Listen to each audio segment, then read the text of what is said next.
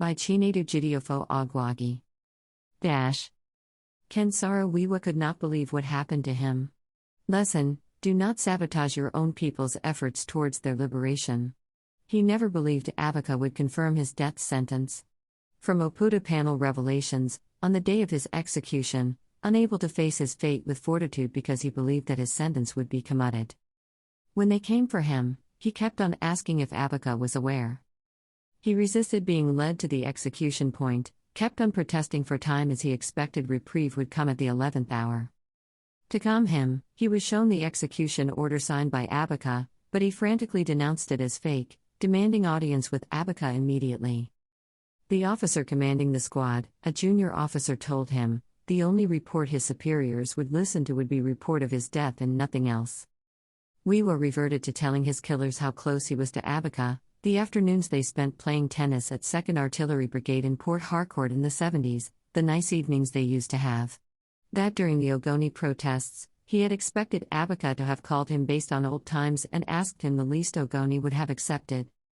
Wiwa pleaded and pleaded for his life to be spared. His pleas fell on deaf ears. "Oh God," he screamed, "let my pleas work." His eyes were greasy with welling tears. Why should today be his last day on earth? What crimes did he commit? That he asked for his people to have a share of the wealth that comes from their land? The land that no longer supports farming or fishing because of oil spillage. He mistook the officer's dark reflections for contemplations of pity. Any independent observer would conclude that Saro deserves pity and more. He had worked for it.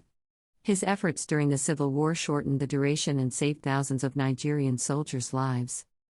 You see, while the Biafran blocked Omanolu and Ijikpo axis through Alele Junction, Saro was able to organize guides who guided the Nigerian soldiers to infiltrate through Echi, Olulu, link up to Ihiagwa and Nekade, connect Obosima and cut off the Biafran soldiers who had successfully blocked the 3rd Marine Commando's advance led by Black Scorpion. Wiwa was rewarded with appointment as the civilian administrator of the port city of Bani. And it was really this bit of history that was the bone of contention. He rightly or wrongly believed he had an equal stake in the territory called Nigeria, having staked his life and helped in defeating those who were neighbors to him. So, the shares of spoils of war, for which oil was the paramount spoil, should be extended to his people, because without their efforts it would have been impossible to subdue Biafra in the battlefield.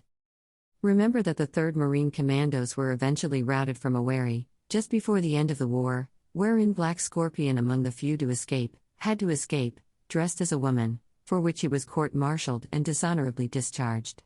Adekunle the Scorpion died a pauper, neglected by the federal side he fought for. On the other hand, Wiwa's erstwhile partners in conquest/crime believe they have more than adequately rewarded him by making him an administrator of the city of Bani and also making him a commissioner in Rivers State. So he should keep off the oil, whether it was drilled from his village or not.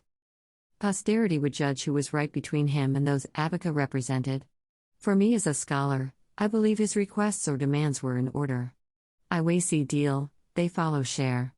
The child who pounded the pepper is entitled to a share. Wiwa's fate had been decided the day he asked about the oil.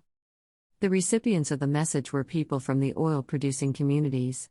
None would dare ask questions about our oil after Wiwa's execution. At that point, the captain gave his orders and he was lifted up, struggling and protesting till he was tied up and killed. When the question of the whereabouts of Wiwa's body was raised at the Oputa panel, one of the soldiers giving evidence reported that it was completely dissolved with acid. Up pointing finger, this is an intelligent narrative beautifully written. But I should add that Mr. Saro Wiwa, like Adakaboro and many other Niger Delta youths who would betray their new republic, had studied at secondary school and university on Eastern Nigeria scholarship. It should also be noted that because of Saro Wiwa's betrayal, he was also rewarded with countless number of abandoned properties, including some previously belonging to Chief John Eniahi, late father of Barrister Nnamdi Eniahi, Custa Governoress Chinedu Jidiofo Agwagi. Late Sani Abacha and late Saro Wiwa once lived together in one of the abandoned properties he had seized. Ken Saro Wiwa's son, Ken Jr., also died very young. He died suddenly in London on October 18, 2016, aged 47, after suffering a stroke. Finally, recall that, before Saro Wiwa's arrest, He had ran to the same Enugu and the same Chukwuemeka Odumegwu Ojukwu he had betrayed, to ask for Igbo intervention in his murder case. It was then that Ojukwu uttered that immortal word Okoroko to the frightened Ogoni man. The meeting that Saro Wiwa attended was at Hotel Presidential Enugu, built by Michael Okpara, who had given Saro Wiwa scholarship to study at Government College Umuahia, and also betrayed by Saro Wiwa. At View's exclusive rights, Chinedu Jidiofo Ogwagi.